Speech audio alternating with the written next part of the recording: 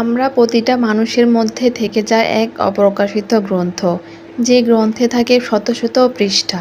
তবে সেই পৃষ্ঠাতে থাকা নিজের ভাব সম্প্রসারণ কিংবা আবেগ অনুভূতি, কিছু খারাপ লাগা ভালো লাগা, যা কখনোই প্রকাশ করা হয় না, একান্ত নিজের মধ্যেই থেকে যায়। তবে মাঝে মধ্যে পৃষ্ঠাগুলো উল্টে আমরা নিজেরাই আবেগপ্রবণ হয়ে পড়ি। উইকেন্ড ডেগুলোতে আমরা চেষ্টা করি সবসময় একটু নিজেদের মধ্যে সময় কাটাতে কিংবা ঘোরাফেরা করে আসতে।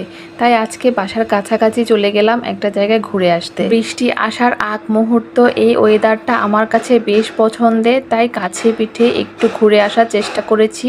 দূরে কোথাও যাওয়ার ট্রাই করিনি, যদি বৃষ্টিতে ভিজে যায়। এই জায়গাটাতে আমরা অনেকবারই এসেছি, তার মধ্যে এই সুন্দর বাড়িটা দেখলে খুবই ভালো লাগে, একদম রাজপ্রাসাদের মতো। যার তার সাথে চা খাওয়া যায় না, চা জিনিসটা সস্তা হলেও যার সাথে খাবেন সে মানুষটা অনেক দামি হওয়া লাগে। চা খাওয়ার মুহূর্তটা অনেক বেশি সিলেক্টেড একটা জিনিস।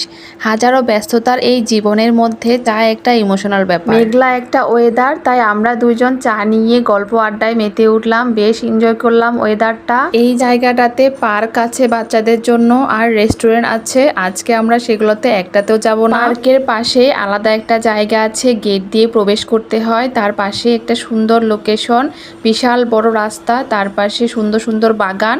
তাই আমরা সেখান দিয়ে ভিতরে ঢুকে একটু ঘোরাফেরা করব। এই তো হাঁটতে হাঁটতে আমরা সুন্দর একটা জায়গায় চলে এসেছি, সেখানে সাফওয়ানের বাবা একটু ভিডিও করছে। আমিও আর বাদ থাকবো কেন, তাই আমি সুন্দর করে বসে বিভিন্নভাবে ছবি তুলছি এবং ভিডিও স্ন্যাপ নিচ্ছিলাম। সাফওয়ান তো বেশ এনজয় করছে, তার কাছে খুব ভালো লেগেছে। একদম কোলাহলমুক্ত নিরিবিলি পরিবেশ, যেটা বুঝেছি এখানে শাড়ি পরে এসে ছবি তুললে অনেক বেশি ভালো লাগবে। লোকেশনটা এত বেশি সুন্দর।